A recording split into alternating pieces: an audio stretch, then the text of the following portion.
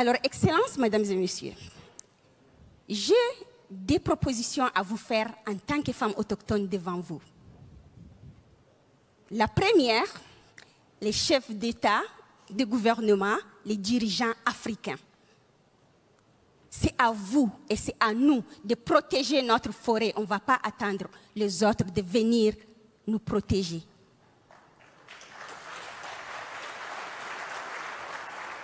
Je vais vous dire comment vous allez le faire.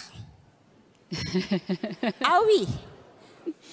Tout d'abord, en respectant les premiers piliers principaux, les droits fonciers aux communautés autochtones. Sans ces droits fonciers, nous ne pourrons pas conserver nos savoirs traditionnels et les transmettre de génération en génération. Nous puissons nos savoirs parce que nous avons les droits à nos terres et nous connaissons comment l'exploiter. Et vous avez tous lu, les scientifiques l'ont dit, les endroits les mieux protégés sont les endroits où les peuples autochtones sont là et dirigent ces endroits. Alors nous voulons ces droits à la terre pour mieux faire notre boulot. Vous avez signé à la COP 15 la protection de 30% de la biodiversité. Alors je vous invite tous de rentrer chez vous, de prendre les peuples autochtones comme des acteurs, de construire avec eux, pas pour eux, des cadres de mise en œuvre clairs. Parce que c'est nous les experts. On ne reste pas dans les bureaux, on est sur le terrain pour planter les arbres et pour les protéger.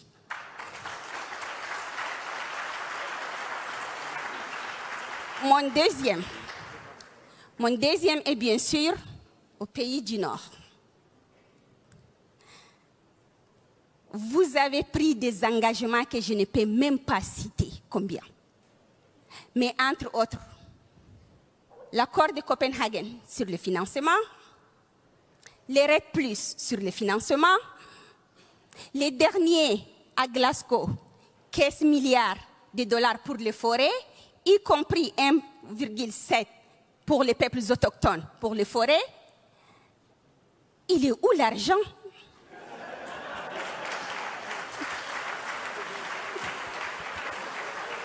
Nous ne pouvons pas continuer à vivre sur les engagements que nous allons vous donner et nous allons vous donner. Nous voulons les cacher sur la table pour que ma grand-mère, ma cousine, mon oncle puissent avoir l'accès direct à ces financements et mettre de vrais projets qui vont vous protéger. Ne venez pas me dire que vous voulez mettre des mécanismes qui permettent de gérer la transparence, ainsi de suite.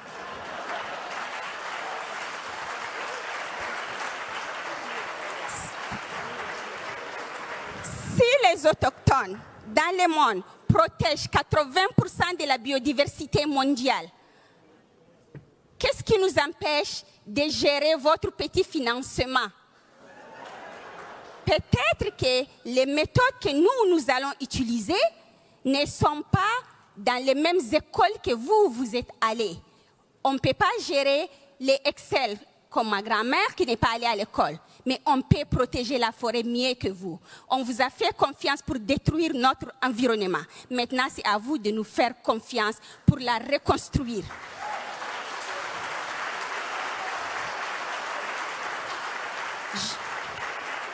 Je voudrais finir par ça.